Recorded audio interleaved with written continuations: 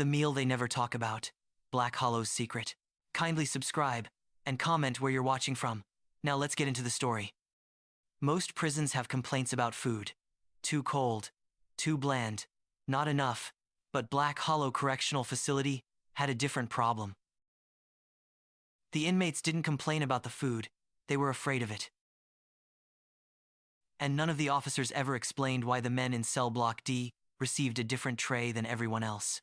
When inmate Leo Ramos arrived at Black Hollow, he thought the stories were exaggerated urban legends meant to scare new inmates. Until the first night. Dinner was served on metal trays, steaming under fluorescent lights. The food wasn't great, but it was edible. Everyone grabbed their trays except the men in Block D.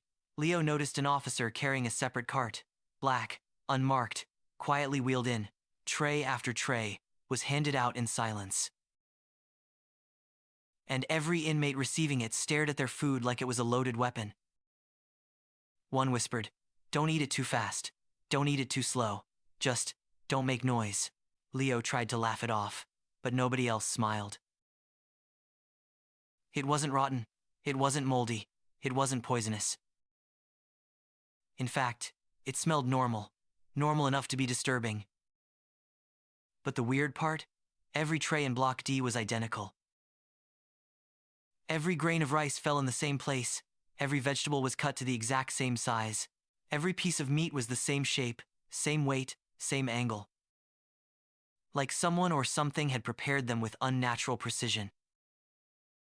Leo whispered to the man beside him, "What is this? Why does it look manufactured?" The inmate didn't answer.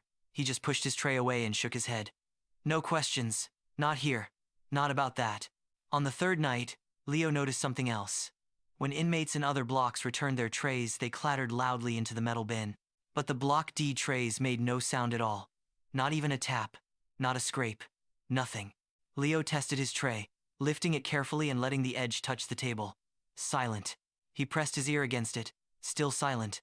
The metal wasn't metal. It wasn't plastic. It wasn't anything he could recognize.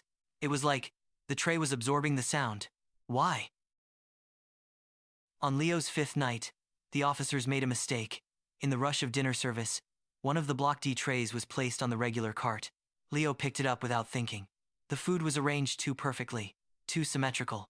Every item aligned like it had been measured by a machine. He took one bite. It tasted fine, too fine, like it wasn't cooked, but constructed.